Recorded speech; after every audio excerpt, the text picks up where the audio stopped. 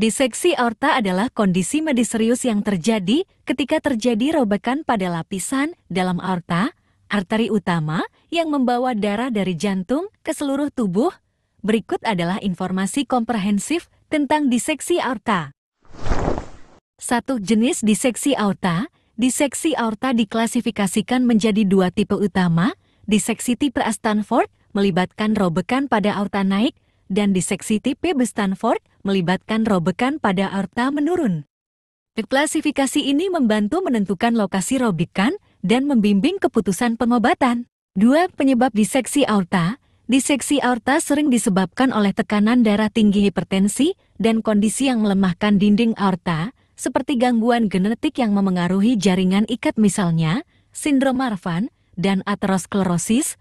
Faktor lain seperti trauma, kondisi jantung tertentu, dan riwayat operasi jantung juga dapat berkontribusi pada perkembangan diseksi aorta. 3. Gejala diseksi aorta. Gejala khas diseksi aorta adalah nyeri dada tiba-tiba dan parah yang sering digambarkan sebagai rasa robek atau terkoyak. Gejala lain mungkin termasuk nyeri punggung, nyeri perut, sesak napas, kesulitan menelan. Dan gejala neurologis jika diseksi memengaruhi aliran darah ke otak. 4.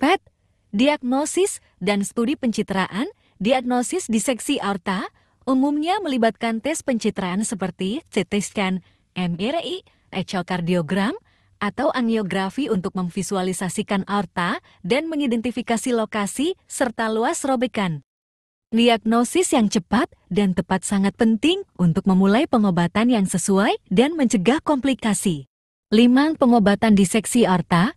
Pengobatan untuk diseksi aorta bertujuan untuk menurunkan tekanan darah, meredakan nyeri, dan mencegah robekan atau pecahnya aorta yang lebih lanjut.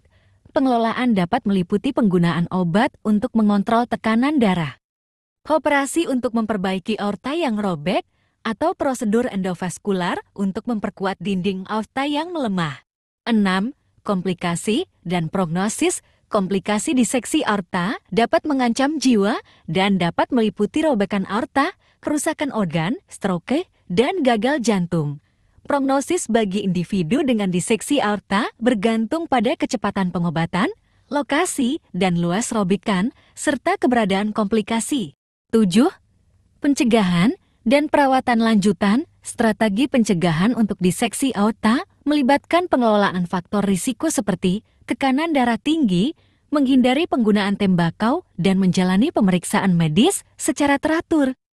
Perawatan lanjutan dan pemantauan rutin sangat penting bagi individu yang mengalami diseksi aorta untuk menilai kesehatan kardiovaskular mereka dan mencegah komplikasi di masa depan.